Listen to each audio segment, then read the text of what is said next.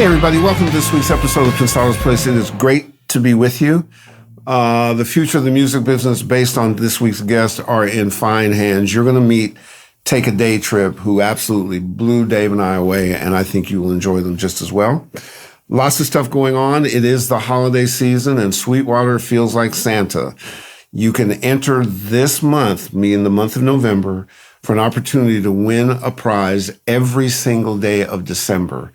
$70,000 worth of gear is going to be given away. Go to sweetwater.com. Make yourself Sweetwater always, all time. Get your hair did by Sweetwater. Sweetwater's killing it. Remember, enter now, win every day of December. Can't beat that. Hey guys, the KRK Classic is on and popping. Producers are evaluating the beats you sent in. You also have a chance to vote, so don't mess that up. All you do is go to krkmusic.com/creator-classic. You can see it right here. Get your vote in. See if your taste is like the biggies. One of the biggies judges is Amadeus. He's going to be on our show shortly. You'll enjoy. We had a great conversation with him. A super talented guy. Good job, KRK. Get involved. The season of plugins is amazing. Leapwing, we talked to you about last week. I think it's called Ultravox. Dave Pensado's new plugin, the version 2, is out and about now. You should get that. And shortly we'll be having John McBride and Matthew Kleinman on. They've got their new Blackbird plugin, which is apparently insane. Dave and he talks to me about it all the time, how good it is. So opportunities for you to win and get some of those things. Stay tuned and we will show you how. As this holiday season keeps going, this mic is going to be made available to you. We're going to give 3 away each week of December, 3. So you have a chance to win. Never been happier with a mic, can record vocals with it. It comes with some accessories where you can put it on a boom stand.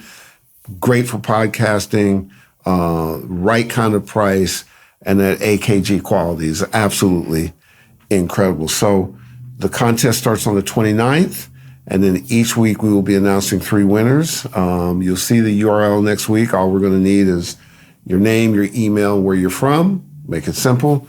Internationally, you are involved. This is a worldwide contest, and we want to hear from you. We monitor that stuff, and we get back to you with that data. So this is your tease. Next week we get it going. Get yourself a really good mic, and Pensado's Place will be happy to give it to you. Do us a favor, guys. Like and subscribe if you would. Click notify. We always appreciate that. It helps us out a lot. And I don't know what to say about our guests. From humble beginnings in NYU in the dorm, they have put themselves together and just are amazing. Their mixes, their songs, their production, they are on the road and on fire. So please enjoy our conversation with Take a Day Trip. Hey, guys. How's it going? How's it going, guys? Yeah. There's so many fascinating things, but one of the things that you guys have managed to establish, I mean, look, both of you look 9. So let's start there. That's some other shit. I'm sure you get carded every time you go someplace. But beyond the body of work, it's the diversity of the work. I mean, somebody's walking a runway and they're executive producing Nas X and Juice WRLD and just all kinds of different music, opportunities, think things, different genres. Was that by intent or is that just where you guys come from? Yeah, I mean, when we first started Take a Day Trip, me and Denz met in college.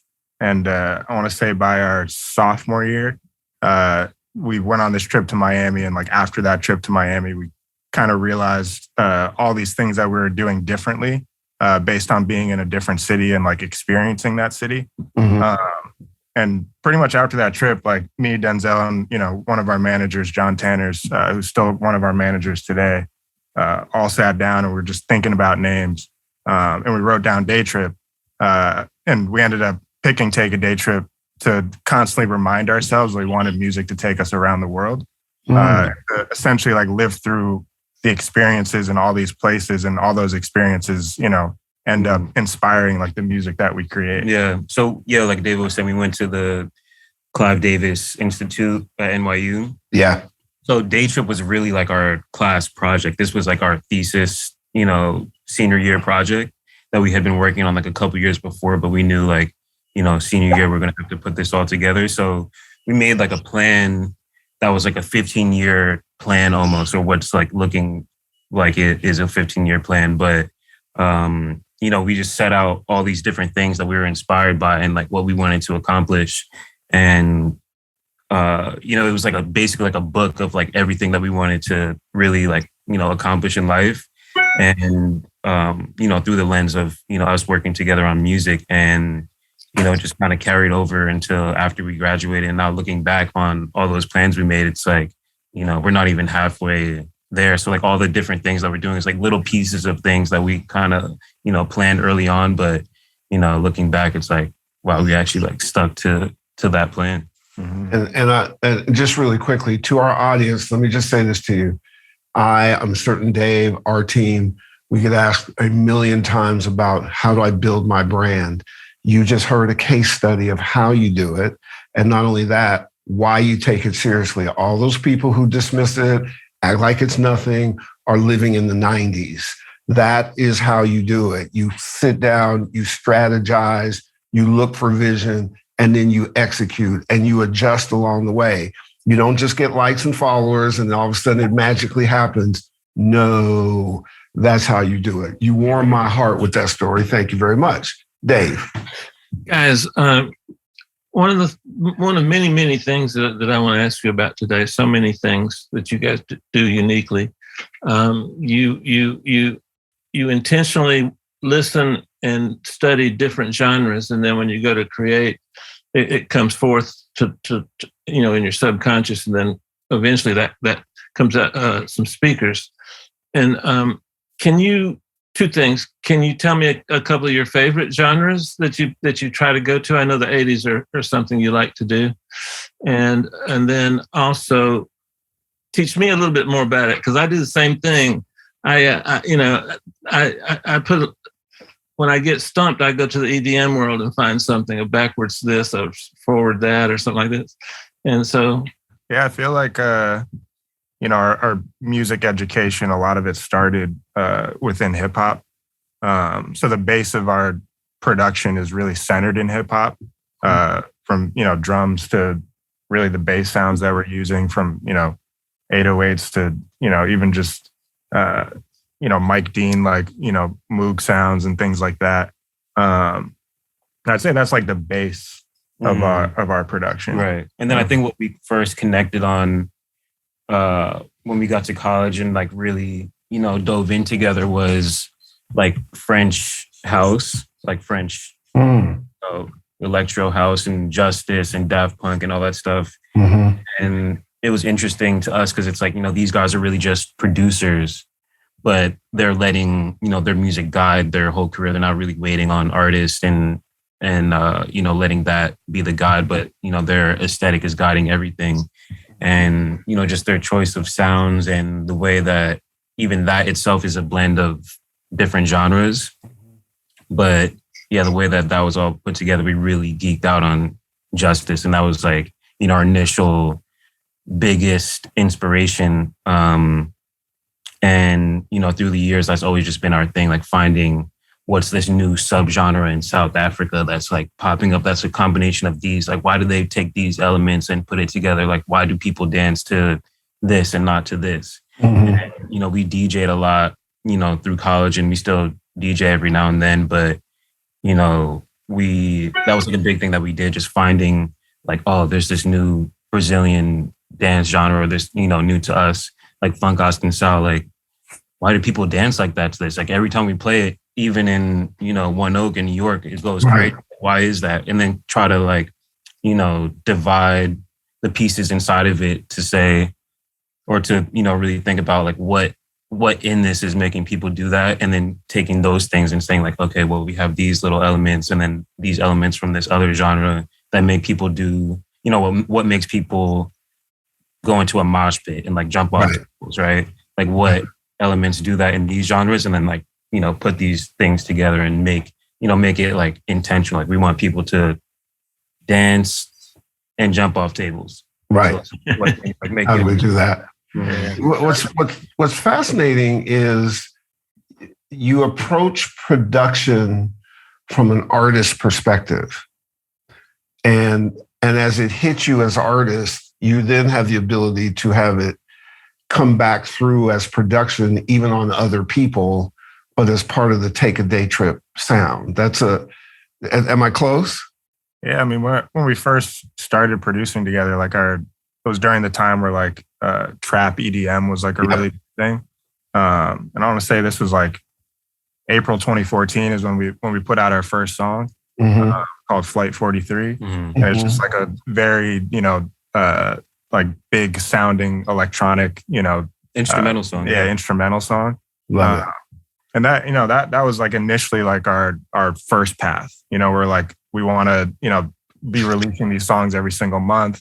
And the whole theme was to be, traveling to these places around the world. Right. And making music that's inspired, based around every single one of these places. So our intention at first was like this very artist focused thing. And then we ran out of money. Yeah, but then we ran into two things. How we ran out of money, and then we met this kid named Rory, and we made two songs with him. The first one was called Amore, and the second song was called Cigarette Song. And originally we were like, oh, this record Amore, like it'll be perfect for like our artist project. And then the label that he was signed to was like, we'll pay you, a good amount of money for these two songs. And me and Denz are like, cool. College kids are like, all right, cool. Like, I guess we're producing for artists now, And looking at how everything ended up, I'm definitely so grateful that that happened. And grateful that we met an artist like Rory. I think his music, of the types of music that we were creating, and Rory was coming from this like folky hip hop space. And it really gave us a challenge. That was like one of our first challenges, was just like, but like we grew up on like hip hop. Like I grew up playing classical and like jazz music on piano. Like you grew up, playing music in the church. And all of a sudden we're trying to figure out like a blend of how we bring folk music into this, Love that. And that, we made Cigarette Song, and Cigarette Song was kind of the first song that launched us into signing our first deal at Universal. Really like was the first thing that actually put us on the map, This was what, 2013? Yeah, we signed our first deal at UMPG in June 2015. Wow. It was. Wow. Yeah, it's been, and then it was quite a journey from there. Yeah, I'm not trying to be funny, but do you think you got an advantage because you name all your beats after food? And by the way, I was expecting you to be probably about 100 pounds heavier because you start every session eating everything in sight. If you have a menu book, I'm pretty sure it's that big. But I love the fact, and I'm being flippant, but really I admire what you're doing, because you're getting to know the artists that you're working with. If they're there, you don't go jump into anything. You just talk and eat food for like an hour or two, and then that helps build trust between you and the artist. And what a great way, like Panini and everything else is named after food, And I want to talk to you about Panini in a little bit. I got some cool questions to ask you about that. But did that just come organically, or was that an intentional way to start a session that you thought would be productive? Well, I think because we lived in New York, like, the majority of our career has been, based in New York.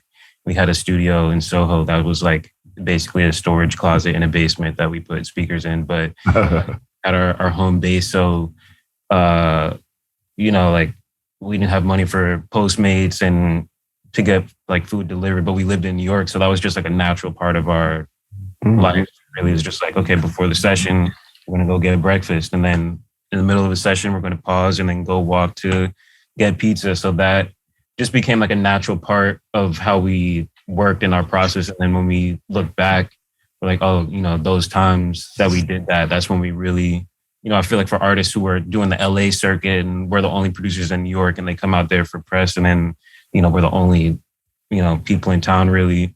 So they would come, but it would be like whoa, like we're not just going to try to figure out the hook right now. You guys want to get food? And it's like, yeah, let's just hang out. But it really, kind of took artists, off guard a little bit, because it was like, we're already such close friends. We'd be with like a few other friends, and then we're just all getting pizza, and now we're all friends. Mm, And they're telling us stuff that you probably wouldn't say, 5 minutes into meeting someone. When you when you have a meeting with someone over food, it's usually more effective than when you just go sit in an office in front of somebody's desk and have a meeting. There's something spiritual about food, I guess. Yeah. No, absolutely. Yeah. Especially our time in New York, being able to just walk, all over the place to, and our studio was in Soho at the time too. So it was, definitely a very vibrant neighborhood. Cool place to be. Place to be. Yeah. Closet or not. When you say my studio's in Soho, there's not a lot else you need to do. Soho, and they show up like, okay. Okay. Different Soho than we thought. But I think what you're touching on that we see when we're asked to go speak places and that we also try to do throughout the show is it's one thing about what you're able to do. It's one thing about your songwriting. It's one thing about your chops. It's one thing about your tech stuff, but there's more to it. There's a whole set of soft skills that are really important in your growth, really important in how you interact with an artist, how you interact with a label, how you solve challenges. It's really all that. And as you develop your own tools to deal with that, it could be over a meal, it could be taking a walk, it could be clearing the studio. Everybody has a different thing. Do you guys know Kook Harrell? Yeah, of course. Yeah, we worked with him on this record, Blessed and Free, that just came out. Kane Brown and Her, and then he did like maybe 7 songs on the Nas album. Okay. Oh, that's right. What am I talking about? So, Kook's like a little brother, and I was just over at his place, and he's always had this capacity in the studio with an artist to make comfort. Like just to, and it's always simple stuff. It's nothing complicated. It's not overthought. Usually it's about privacy and whatever, you're here and we're just down. And so, to our audience, particularly those coming up, the big guns like our guests learn that stuff along the way. It's not just what you can do with this plugin and what you can do with that, pass and put together. It's more than that. It's an artist's business. And you have to have that kind of perspective to be able to go to the next level, because that's where the big boys live. Honestly, probably like subconsciously, our ability to do that probably came from like watching a few of the Kook interviews on Pensado's place and just being like, wow, this guy is not, about the compressor really or the mic. It's like him. And that's why he gets those performances. So, even meeting him, a few months back, and it's like, oh my God, it's Kook Harrell. Like, what is it? Right. Like he was saying the same thing. And like, instantly we go and it's like, wow, this guy's amazing. Yeah. I love Kook. And like everyone has that same reaction. Right. And just so when I interviewed him about 2 weeks ago, although I'm going to reshoot it. And one of my personal favorites in the vocal space is a guy named Dave Cobb. And they said the same thing, which is Kook was like, I'm almost embarrassed when people come over. I don't keep up with the industry. There's things I don't know. I don't know all the technical stuff. I just know what I know. And then I go do what I do. Dave Cobb, who does Chris Stapleton, all that kind of stuff in Nashville, just, an amazing musical city. Same thing. He says, I sit across from the artist. I get a great vocal. Other people know what they're doing. And then when it sounds good, I'm ready to go. So there's still that element of your gut and your ear and, you having an emotional connection to the music that can't be surpassed by a plug-in or something, correct? No, 100%. Yeah. That's the most important part, really. Yeah, 100%. Who have you learned things from that you've worked with? Everybody? Does something stand out more than another? There's a long list. Yeah. I mean, I think our music education, like really, at least when we started to work in rooms with different producers and artists, like happened pretty early on after we got signed to Universal. Like I remember one of our first sessions was with a producer named Robopop. And, we were like 20, 21-year-old kids. And like, Robopop had a bunch of credits and happened to be like one of the last pop guys that was living in New York City as well.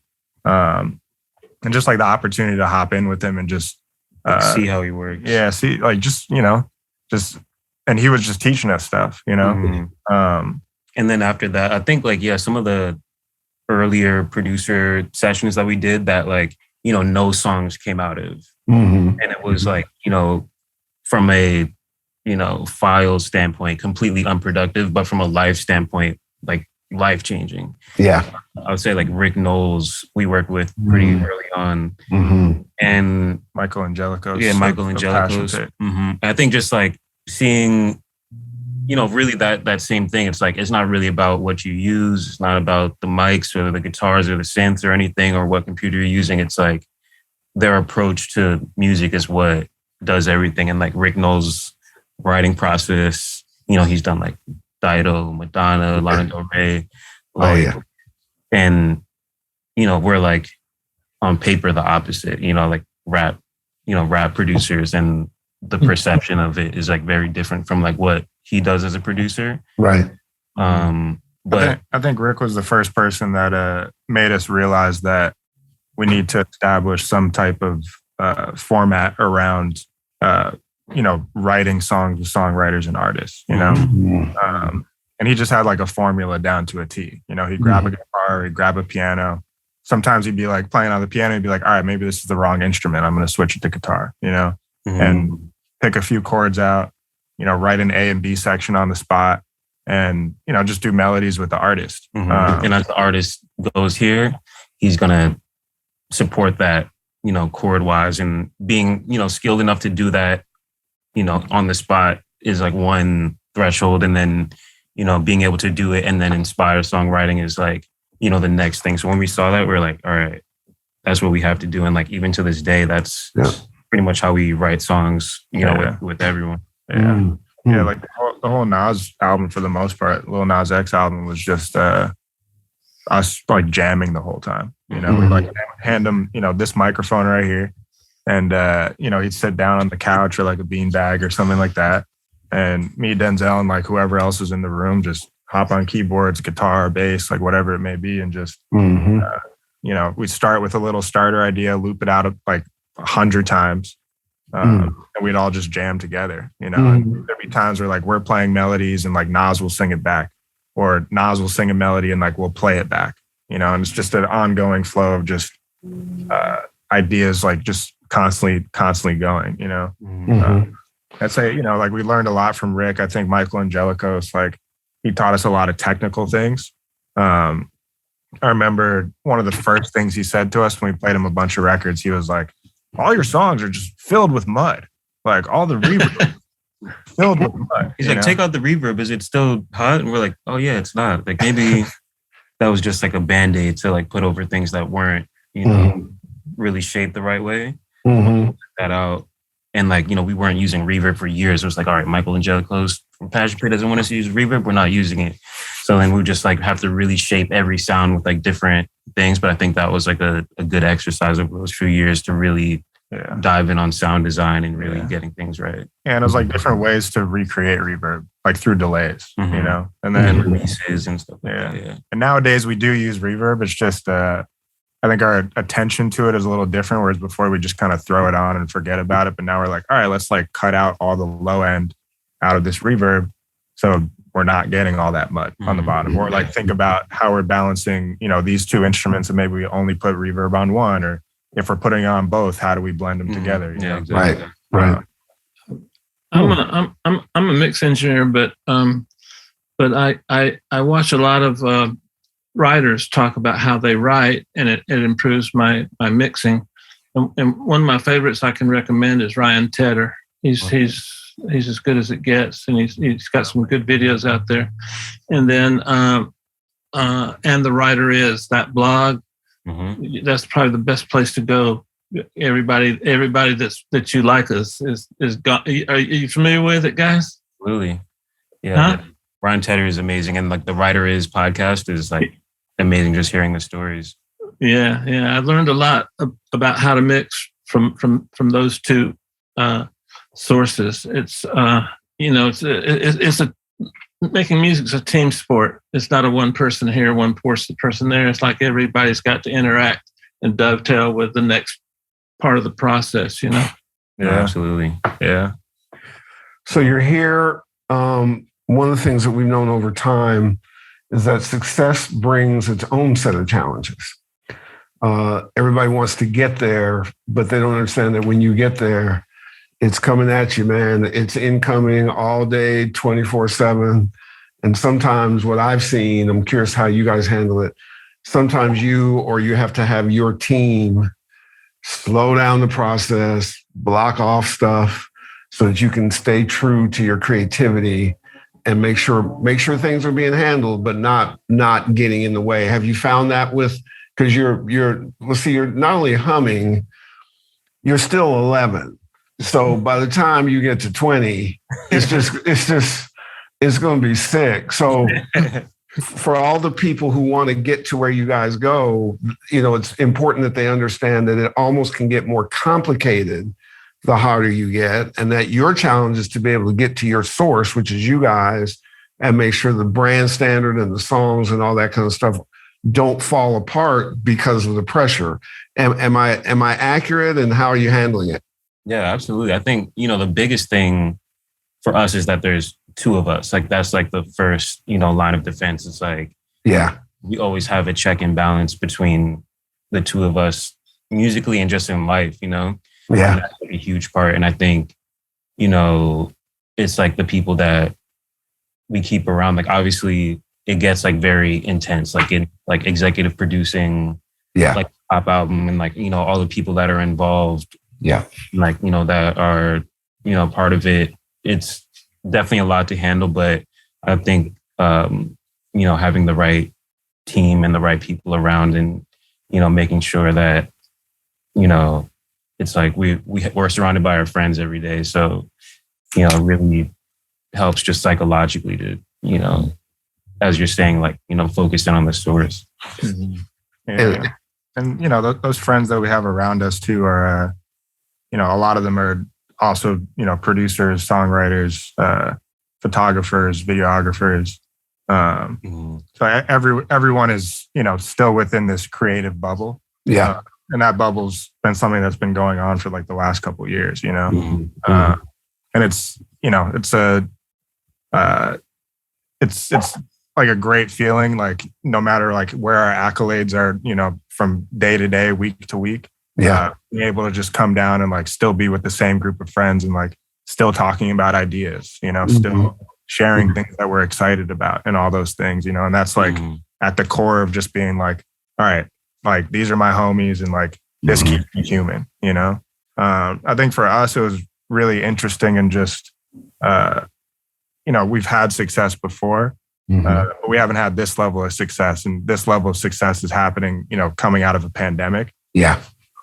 So I think, when we made Mo Bamba, it was like we were out in the world and like we're seeing Mo Bamba played at clubs and festivals and like all these things. And I think for us, currently in this moment, we're not able to experience a lot of those things the same way that we were before. So I think also the success that we're getting right now also feels a little confusing at times because the world isn't like the same as it once was. Right. But I don't know. I think within that, even though things have been confusing just because of the way of the world, recognizing that, you need like a box for everything, Yes. Sometimes when like music gets really stressful and like, we're in like 6 months of just editing, like no creation, nothing like that. Just like, all right, like, how are we going to make this song better? Like week after week after week after week.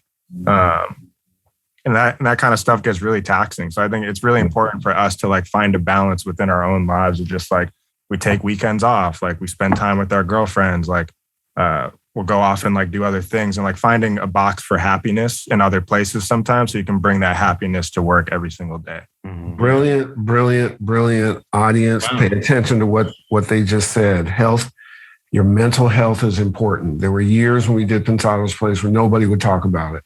Very early on, Ricky Reed started talking about it, and this was pre-Lizzo, or he was right in the midst of that. Now, lots of people talk about it, and what you just emulated, in my view, are two things. You emulated some things Nashville does.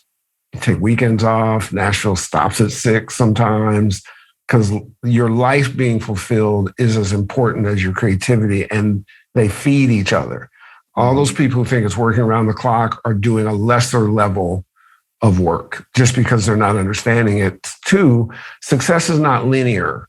It doesn't say, hey, I'm going to knock on the door at 3 and then I'm going to present you some stuff. And then it comes at you like in just, and you gotta, I call it staying up on the surfboard. Your idea is to stay up on the board. You don't have to look pretty, but you just have to stay up, and then the waves will flatten out, and then you handle it. Right? That's kind of how it is. Yeah, it's definitely a balancing act. Yeah. That's something we really had to learn. I think when we first met as like college kids, and really up until even just a couple of years after we were signed, like we didn't take weekends off for a long time. Right. In our little closet basement studio, ordering pizza at like 3 a.m. It's like, I don't care if it's my birthday. We got beats to make. Right. Yeah. Exactly. Like, I think in a lot of ways, like I'm thankful for the boot camp that we put ourselves through, because that also taught us a lot. And after going through that boot camp and being like, oh, maybe like we're doing all this wrong, and like, taking some time away and then reapproaching after like 2 days off, or like, going home at 7 o'clock one night or something like that. And realizing just how much of a difference that made for our own mental and like physical well-being, Critical. Like we went from being like super overweight kids that were just eating pizza at 3 a.m. to like, oh, maybe we should go to the gym in the morning and like go for a morning walk, or like, figure out time for other things in our lives. And I also had another thing too, just when it comes to success, I think it's like a very interesting space to create all these goals when you're like a teenager, I had all these dreams, Denzel had all these dreams like that we start when we're, young kids, and we end up reaching this point where a lot of those goals that we originally made we're actually checking them off, I think that can be a very confusing thing, because these goals we've been living with for like over a decade, 15 years, 16, 17, 8, however many years.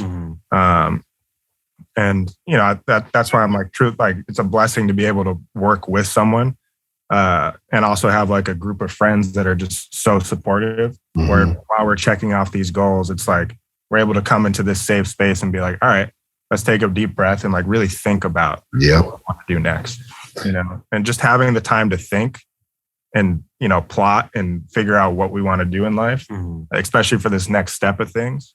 Huge. Where we're creating goals that I wasn't necessarily thinking about when I was a 13-year-old kid. That's right. And by the way, it never settles. It evolves all the time, forever. I mean, we're fortunate to have guys like yourself who are the best guys and ladies, who are the best of the best. And the best of the best are always curious, are always resetting, are always learning. Generally, the best of the best are the nicest. It's the ones in the middle who are the wannabes, who can be dicks, because they think that's how you're supposed to be, instead of going on and achieving. So, what the push and pull on our show is often between how technical we're going to be and how much we want to talk about what people experience, but don't talk about much. Like you guys are talking about setting goals and standards and how it affects your music and mental health. Oftentimes we talk about how important your relationship is. You have to be with somebody who understands what you're going through and can help not only be supportive of that, but you also can be supportive of them so you can get away out of your head. Right. So there's a lot more to the success thing than just a hot record. And part of what's amazing about you guys is that labels and other people are putting responsibilities on you that go past music. Executive producing a record, particularly somebody as hot as Lil Nas X, that's a different gear. There's things that you guys are doing with video games and other kinds of things, different gears. And by the way, here's the mystery question of the day before we do the batter's box. How old are you guys? We're both 28. Yeah, we're both 28. Oh, man, that's not even fair. I mean, look, I'm black and black don't crack. But golly, 28, Jesus. All right, I'm now depressed. Dave, can you do batter's box? I want to add something to this conversation, but burnout and all of that type of thing. those are all external things. I could mix every day from awake to sleep, but it's like having piranha in your life. One piranha comes by, takes a little bite, and you just go, get away, But after 1,000 of those, you have nothing on your body but bones, and so creative people need to keep all that outside piranha crap away from them, and don't even pay attention to it, and then you can just work forever and have fun. I mean, you guys know, going to your studio is like being in a church. It's safe, like you said a moment ago. It's that outside stuff that brings you down and robs your creativity. So I think you have to learn how to deal with that. I'm real bad at it. I want to be good at it, but I'm not. Real bad at it. Well, let me just, because this is important to the audience. You can't build a big career without dealing with the outside stuff. Mm-hmm. So you can't ignore it. You have to put it in a box where it can be handled. And then when your head switches and you go deal with it, anybody who doesn't deal with the outside stuff is immature. Like, you can't just be in denial. Well, I'm not saying that to you, but here's what the new parameters are, and then we'll get to batter's box. The reality of it is, guys like Take a Day Trip and so many others, even Pensado's place, can have levels of success that are unheard of in terms of power, money, reach, and other kinds of stuff. But everything in the music business is about being an entrepreneur. And so if you ignore being an entrepreneur, you can't get to a level of success. Now, there's ways you can set it up to win so that it's not dragging you down. But when we talk about being hybrids on our show, which means, you can engineer and you can produce and you can songwrite and so forth, you also have to put in businessmen. Mm-hmm. And you can't be afraid of it. You have to have people help you. So I don't have a lot of tolerance for people who just say, well, I'll just go be creative, because what you end up doing in our business is you start hurting things because people want to be dismissive and they don't give you, but then you watch your opportunities go to those people who take care of business and you go, what's wrong? Well, what's wrong is you're not dealing with that part of it. When you deal with that part of it, you're out of here. And you can do with it. And generally, that's what you guys have done. You pick a good team, you keep the box clear, and then when you have your Thursday business meeting and do whatever you need to do, that stuff is being handled. So for the audience who thinks that it's just click the box, it isn't. First of all, you got to be talented. And secondly, there's likely going to be luck.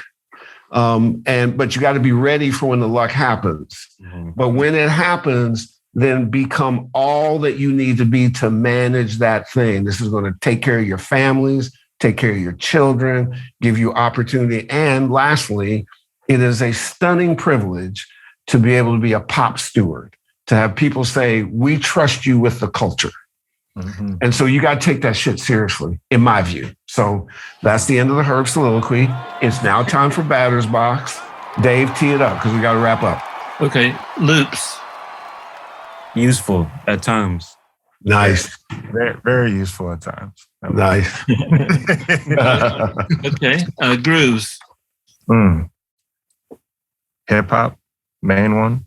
Groove is like a template to us. It's like you can apply a groove to whatever. Ooh, wow. Good answer. Good answer. Yeah. That's a good answer. Yeah, melody. Main form of communication across cultures. Yeah. Yeah. Okay, look. I'm not enjoying this. I'm not gonna do this anymore. Well, they're just too smart. Shit. Okay, I like them. Distortion. A great way of communicating aggression, really, just in any genre. Yeah. It could be a sad song, it could be a happy song, it could be ballad, whatever. It's emotion, yeah. Okay, stop showing off. Hero, your hero. That's a good one. Yeah, that's a good one. We have a lot of heroes. Like who? You can have more than one. I put Justice. I think Kurt Cobain is definitely a big one. Teddy Riley. Dr. Dre, Teddy Jones, the Neptunes, Max Mm-hmm. Martin, Mike Dean, my mom, my dad. Nice. Nice. I think that's the biggest one out of all of them. Yeah. All right. Song key. Favorite key? Harmonic minor, anything. Phrygian dominant. Okay, we touched on it, but reverb. Well, for plugins, Valhalla, RC20. We use the RC20 reverb probably more than anything. And then we use Lexicon for vocals and things that. Mm-hmm. But really, RC20 is probably. They make a great reverb. Yeah, because it's reverb plus more. Yeah, you get to shape it. You get more feeling in a reverb. Mm-hmm. Favorite synthesizer. That changes from week to week based on what's the newest. Oh, it's like girlfriends, huh? For me right now, that's the Rev 2. By Sequential. Mm-hmm. I think I like the Voyager the best. Yeah, I think you also like the Voyager. I the like best. the Voyager the best. Yeah. Okay, one more. Your favorite tempo or BPM? 100 is the most universal tempo to us for DJing. Yeah, we look at 100 BPM as that's West Coast music, that's dancehall music, that's reggaeton music, that's Afro beats.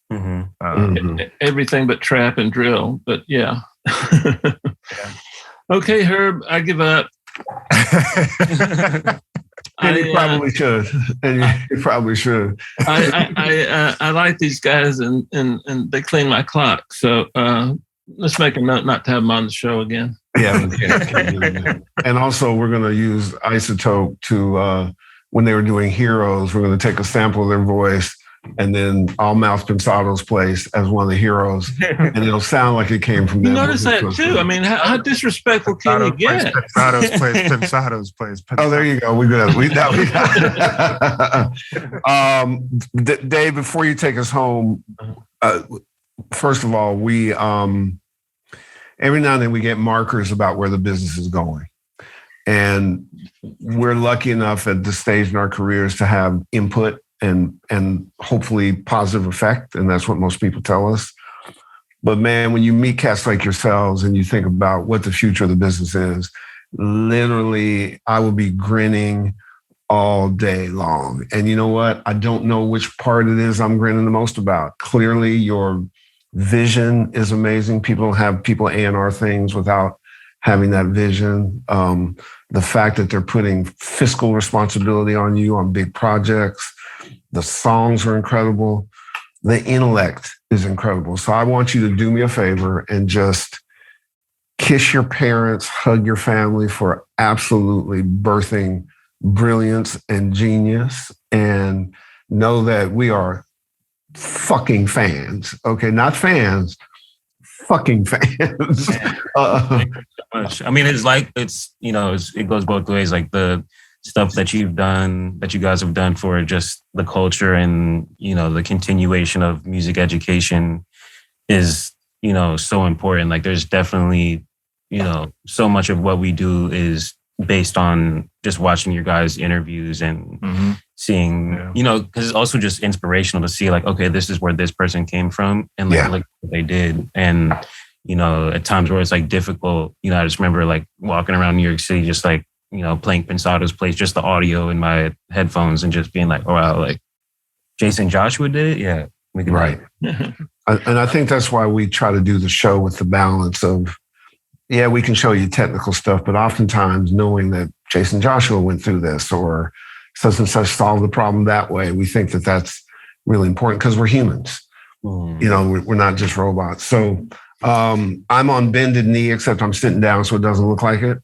Because I'm sore because I just came from boxing class. Blown away. I was blown away at the vision and the music anyways, but meeting the people is just know that this platform is your platform. Anytime you want to come on, talk about something, refer somebody, do educate. And then the other thing is I would like to utilize you guys in lots of stuff that we do if you're down for that. We'll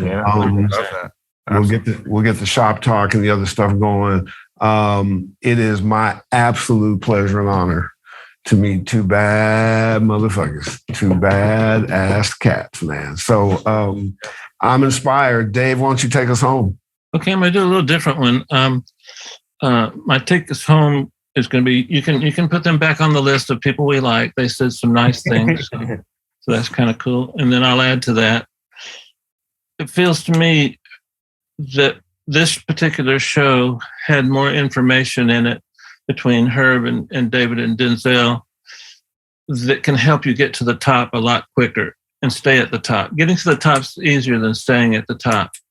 But watching your business and taking care of your partner, being faithful to your partner, I envy your friendship. I envy that, and it's an integral part of your success. And I do the same thing by having my assistants with me when I work.